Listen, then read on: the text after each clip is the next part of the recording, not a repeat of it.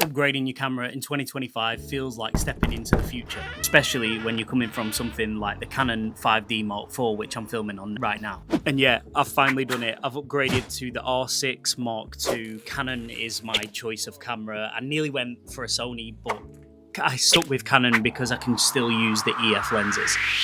But this camera is still a few years old, so is it still actually worth it in 2025? Or did I just waste a load of money on this kit? So in this video, we're diving deep into the R6 Mark II with the EF adapter lens so I can fit my EF lenses that are currently on this camera that I'm filming on. This is currently the 5D Mark IV, which we're going to compare directly the 5D Mark IV with the new R6 Mark II, or old R6 Mark II, new for me, plus all the specs of this camera and why I think it's going to work for me, including videography, cinematography, and also photography. So if you're wondering if the Canon R6 Mark II holds up as a budget-friendly hybrid camera in 2025, and if it also works with the EF lenses with an adapter, this one's for you, so stick around. So like many of you, I'd been shooting on an older DSLR, the Canon 5D Mark IV, which I'm shooting on right now.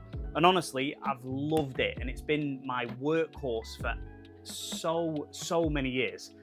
But recently, now I've been getting into more cinematography, I've been hitting some limitations, especially when I've been wanting to create those real cinematic vlogs and those storytelling vlogs and needing that reliable hybrid camera. So why the R6 Mark II, especially now in 2025 with it being a few years old? 1, it's budget friendly. 2, it has super hybrid capabilities, both photo and video. And with an adapter, I can use EF lenses. So first off, the price, for me, is a huge selling point.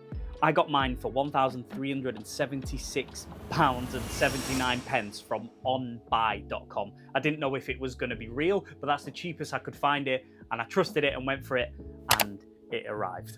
So with that in mind, the R6 Mark II is definitely an affordable camera for me, especially for what you get. It's a solid full frame sensor, it's got amazing autofocus, impressive video specs as well, which I'm leaning into a lot more than the photography, and with the adapter it fits my existing EF lenses rather than switching to a different camera. Biggest hesitation for me before buying this is, will my EF lenses perform well with an adapter? And the short answer is yes, absolutely. So here's a quick comparison. The same EF lenses, one on my old 5D Mark IV and the other adapted to the R6 Mark II. Honestly, this new camera just feels like breathing new life into my existing lens collection. This feels much more like a vlogger camera. It's much more lightweight. I can still stick my EF lenses on it. I can use the flip out screen, which I can flip towards me, which I can't do with my 5D Mark IV. So it just feels like the perfect camera and perfect upgrade for me at the price point. So even now in 2025, that is why it stood out to me. It combines everything that I loved about the 5D. I've always been a Canon person, but it's got some serious upgrades, even in 2025. And at the price point, it makes sense for me as a creator that's looking to do this as a career and up my game in cinematography. So, after years with a 5D Mark IV, I've been ready for an upgrade for ages that can handle both photography and videography more efficiently. So that's why I went for the R6 Mark II. And I want to break down those differences from that old camera to the new camera and why I went for it. The 5D Mark IV boasts a 30.4 megapixel CMOS sensor, while the R6 Mark II features a 24.2 megapixel full frame CMOS sensor. And although the 5D has higher resolution, the R6 Mark II offers so much low light performance and faster readout speeds.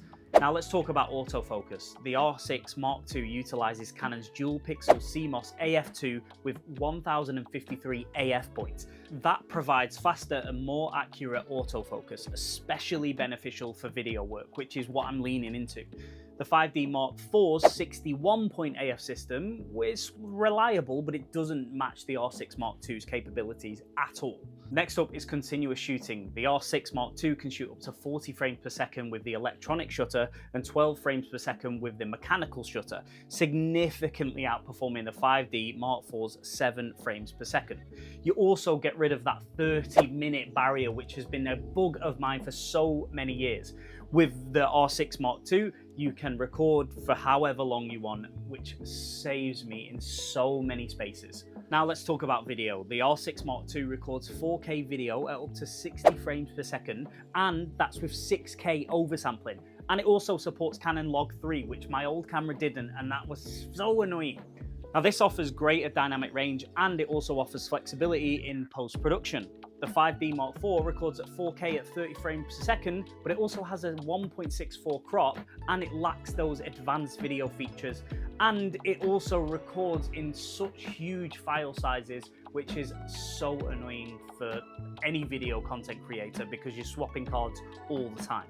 Next up, and this is a big one for me, image stabilization. The R6 Mark II includes in-body image stabilization, or IBIS, for up to 8 stops, a feature which was absent in a lot of the cameras, even some of the newer cameras, and I can't wait to try this out handheld shooting. Now, of course, we have to consider other cameras in this price range and why I went and stuck with Canon. Now, of course, there's a Sony a7 IV, which offers a 33 megapixel sensor, and it offers excellent autofocus, but it comes at a little bit of a higher price, and it would mean I have to switch away from Canon when I've got the lenses and I've got the batteries and all the components that come with Canon. Another one is the Nikon. I never know whether to say Nikon or Nikon, but the Nikon Z6 II, which features a 24.5 megapixel sensor and good video capabilities, but for me it has a less intuitive user interface and fewer native lens options compared to Canon's RF mount. So for me, the Canon R6 Mark II strikes a balance between performance and value. Its advanced autofocus, video features, and the in-body stabilization make for me a versatile tool for hybrid shooters. I like to do photography and videography, especially for thumbnails. So upgrading from the 5D Mark IV, the R6 has offered me a significant leap forward, and it's not the R5 Mark II, but I'm equipped now to meet the creative demands of my channel. A huge part of me buying this was the dual pixel AF2, and that's been a game changer, especially compared to my 5D Mark IV. The subject tracking, the eye tracking is really, really quick, and for run and gun shooting, like I do a lot of the time, the autofocus for me is a game changer. Not only that, I can flip my screen and actually see myself instead of having to connect to my camera, connect on my phone, and always checking that before I shoot anything. And photography, let's talk photography, portraits, landscapes, or even street photography. The image quality, dynamic range, and the high iOS performance from this 24 megapixel sensor absolutely delivers. I'm still able to use my 5D Mark IV, but I can adapt and change whenever I need to for photography. I also want to talk about usability within the two different cameras. And coming from the 5D Mark IV, the R6 Mark II just immediately felt familiar, but better. The grip just feels right. It's got secure handling, especially on those longer shoots. It's very, very lighter than the 5D Mark IV. And for me, one of the biggest things is the dual SD card slots. That's peace of mind, flexibility, all in one. Plus, the battery life so far is excellent. I get through an entire day of shooting comfortably with just one spare battery.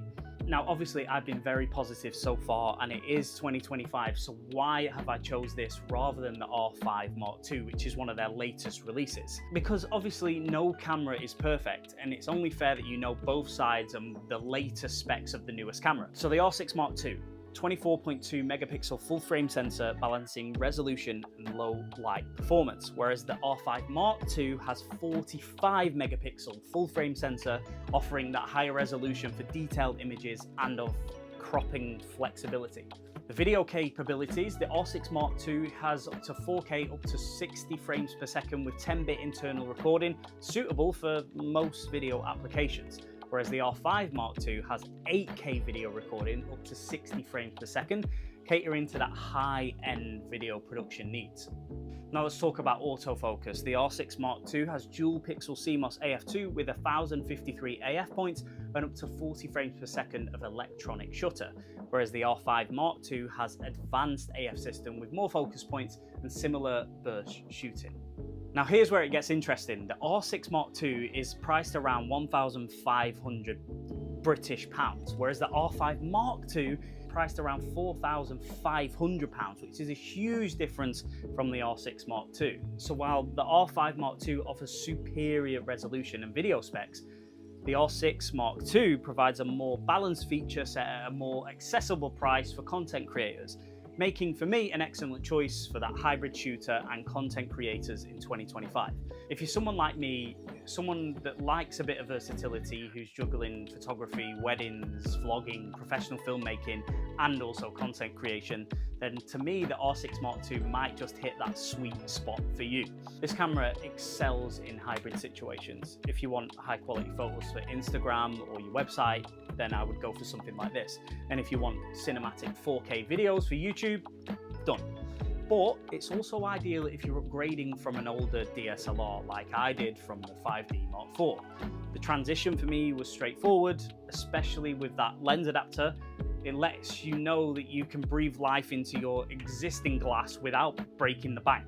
The adapter does hold a bit of bulk, and obviously if I had the money I would go for those RF lenses, but it saves you that cost up front when you're buying a new camera.